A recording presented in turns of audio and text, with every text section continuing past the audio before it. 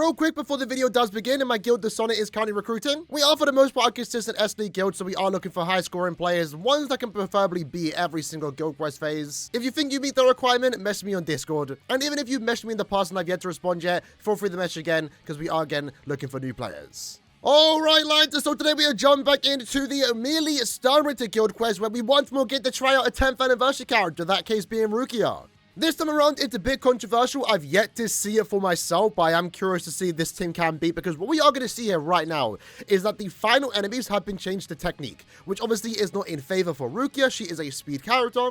And I think the idea, of course, is that if you do pull the new Ichigo, the new playable art one, he's going to be a really good character.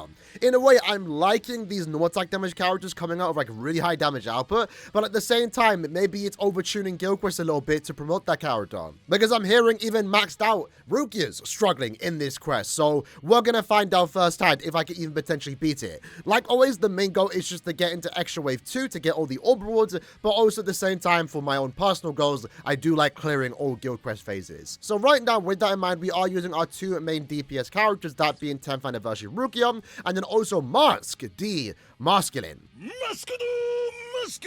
I made sure to include it this time. The unfortunate thing here is that both our characters that deal damage are speed characters. Now, fortunately for me, my Mask is basically max transcended. He definitely can be improved upon. Maybe having that 500 attack would be additionally better than 1000 focus. And I also could get his focus and attack stat to level 13, but I'm not going to do that right now. Now, additionally, because I am using two speed characters, my accessories are kind of spread thin. In a way, both characters want to use the same accessories, right? The heavy bag and also the Masanga. I don't have two at 5-star plus, so we are kind of going with like an old, outdated, yet effective potentially build for Master Masculine, using it just these three accessories, and then we're going with like full stamina, normal attack damage. Rukia again is going with these three accessories, and then going with these two soul traits.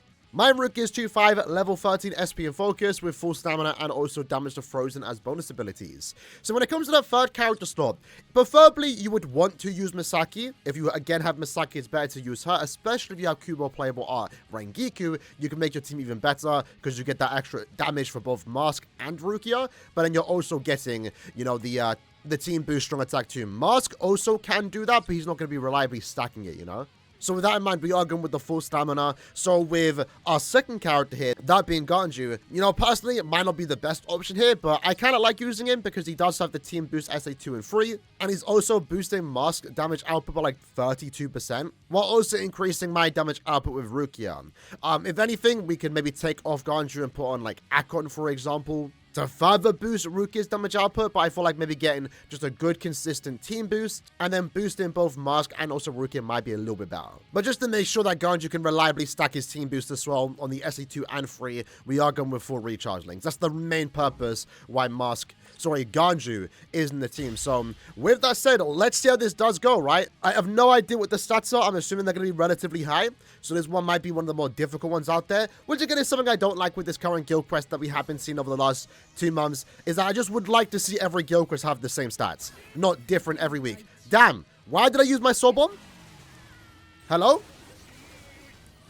Wait, my controls will just reset. Okay, hold on. All right then, so I guess jumping into our second attempt, this time around we have fixed my controller, so we should be good for the foreseeable future. I'm not sure why the control scheme reset, but looking good right now. Let's EX on the third wave to inflict the freeze. Guess I'll use my strong attack 3 there. Going into Candice or SA2. Again, the SA2 is still really good. And we do have our swim. I'm going to let kind of Mask just deal the damage there. That way, when we go into Basby, the strong attacks do come back. So let's use all our strong attacks. No need to save them. 35 seconds seems decent. I mean, I feel like Rukia should be scoring higher, but again, the HP, I believe, has been buffed. But the main goal is just to clear. So we have 45 seconds now to deal with the boss here. We do get a status proc, lovely. SA2 is going to do some really good damage. Let's SA3. That inflicts the freeze. I think by the time the SA2 wants to be used, like now, for example, the enemy is still frozen, so we have to wait a little bit. Like now, then use R2. SA2 actually inflicted freeze against Candice too. You'll have to see. Again, we're saving our Storm for the final boss here. Let's just use R2 just to get out of the way, and then now Soul Bomb. So we apply the weakened defense. This is what we're going to need. I'm not going to lie, it's still surprisingly tough, though, because right now we are using quite a really good team here. And we had 5 seconds to spare. I feel like the boss being technique is definitely hurting Rukia a little bit here. But if anything, it goes to show Rukia is still that good, that even though it's kind of going against her right now, they want you to use that new Ichigo, right, for the attribute advantage.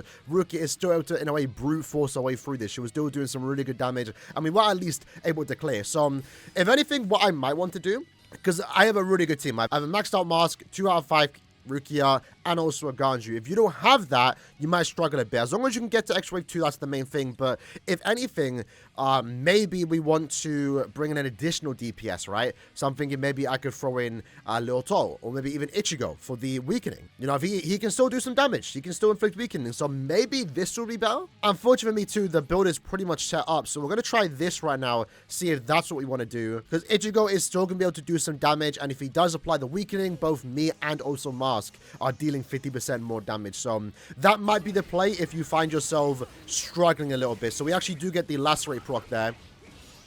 Going into wave 2 against Robert. Let's SA2 everyone together. SA1. Unfortunately, 1 leftover enemy. And we've kind of just had 2 wasted strong attacks, I'm pretty sure. With Ichigo, but we cleared very fast there. That's good, because now everyone's... Never mind, I'm going to get hit. We'll keep it going, because I think we might still be fine. Because Mask, if he decides to use his SA2, actually heals us, which is going to be really good. So SA2.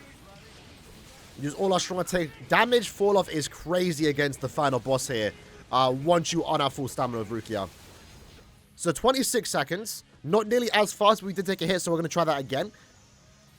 But we should at least get into X-Ray 2 here. So that's SA1. 3 does decent damage. Where does the enemy spawn in again? SA2? Up at top. I need to kind of remember where the enemies spawn in, because then it's better to use, you know, certain strong attacks. So SA2 is about to be used now. Decent damage. Enemy spawns behind. I guess at this point we have to use our Soul Bomb. Not sure this team was better. I guess using Master Masculine with Ganju was a lot better, but we do potentially get into Extra Wave 5. I think the problem right now is the SP boost is the biggest issue for us. We took a hit, and I think we just didn't have our SP boost active a lot of the time. Because remember, characters like this, if you inflict an enemy, the next enemy with a status element freeze, for example, while your SP boost wears off, you know, we only have like 2-3 seconds of that extra spiritual pressure boost, and we have to waste a lot of time and damage for that enemy to be unfrozen. So let's try once more. This time, let's not take a hit. And also, well, that was really good on that first wave. So that's good when Ichigo kind of locks in. Strong attack 2, almost one shot there. Okay, it's looking good. Let's EX into the 1. Let Master his damage. There we go. Damage looking good right now. Group everyone together with the 2. Into the 1. Looking really good. This might be the best team for me right now. We might slow down a little bit here. 40 seconds. 39. 39's not too bad. We have 50 seconds now, so we're actually faster with this team.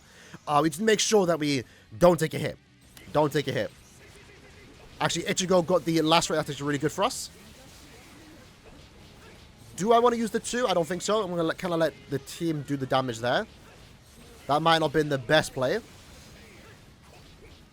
So, do we get the freeze here? Can we get a freeze? I think the enemy's already frozen. So, we didn't get any SP boost there, but now we get it. Just in time for the SA2, so we're going to do some really good damage there. Again, especially if Ichigo can inflict weakening like he did now. If I had a strong attack to take advantage of that, that would have been really good. So, lucky for us, the SP boost just wore off going into this boss. And then we have 14 seconds to go with a couple strong attacks here. SP boost has just basically been reapplied. We'll use the EX. Super close. But we still pretty much clear. In around a similar clear time, and I'm pretty sure right at the end there, the SP boost was still gone. So that's something to keep in mind when you are using Rukia right now. Keep track of that SP boost. So this team for me seemed better in the first 5 waves, and it seems consistent throughout the extra waves too. So this might be one of the go-to teams if you are finding yourself not clearing as fast with Rukia right now. You know, throw in Ichigo, for example. Ichigo's just been one of those weird characters that, like, unironically is still usable. And to be fair, it's only when you have a character with Status Plus, which lucky for the 2 phases that you do use him in. For Millie Soripa, you're going to use maybe Giselle. Giselle works well with Ichigo, just because he can still do some damage, especially with the fact that he is like 2 years old at this point. You know, the damage is decent, but also just the weakening proc. That's actually really good, especially with the increased Status Star Summon chance just to give your entire team 50% more damage, at least if you could take advantage of the weakening proc. So now that we've seen that Rukia was able to beat it, now let's actually try out Liltotto, because one good thing that she kind of has going for right now, at least when compared to Rukia, granted Rukia of course will still be better, right, is that you know, at least Liltotto doesn't have attribute disadvantage. Of course, when it comes to this guild quest phase, it pretty much just is those 3 characters. Sorry, I've been saying you want to use Ichigo. You want to use Renji, not Ichigo. Ichigo is for the upcoming melee hollow guild quest. You want to use Renji. But this guild quest phase right now pretty much has basically 2 to 3 leads, right? You have, again, the Rukia, you have Ichigo, and you also have Liltotto. So we're going to now try to use Liltotto. Pretty much using a very similar team, Mastery Masculine, right? Now this time built a bit better. In this case, because I want to value Mask's damage a bit more, we're going to go ahead and we're going to put the Mugetsu Sorcery onto Ichigo because I want to make sure that, you know, Mask can just deal consistent damage all the way out. Again, the goal for this team is mostly just to get into Extra Wave 2, but my Liltotto is currently 2-5, going with these 3 accessories and then these 3 links. All right, that's number 1. Here we go. So I currently have access... Oh, I have auto turned on. Why did I have auto turned on? Wasted a few strong attacks, so we might do a second run. But damage is looking decent right now. And again, Liltotto does inflict the lacerate. I think the problem is going to be the small enemies here. You also, of course, can bring... Gremmy. For the extra damage output. But I feel like maybe having Ichigo on the team is a little bit better. Just for that extra damage, you know?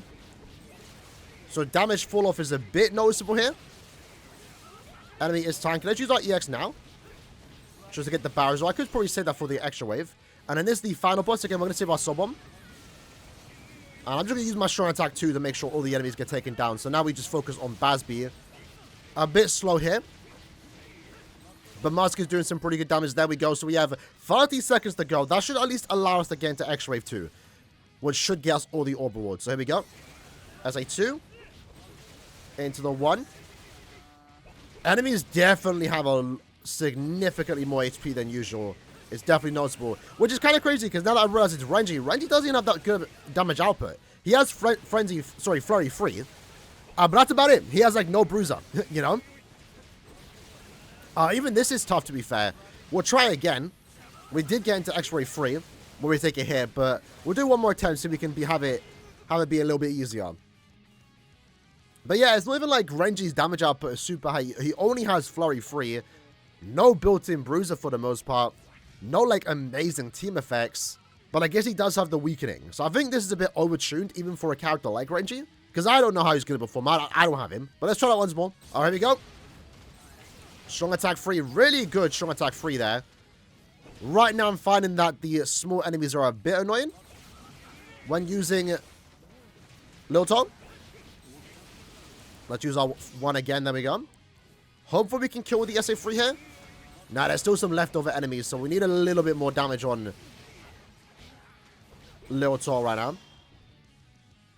Going into Candace, let's just use our EX just to get that barrier because we had no strong attacks ready.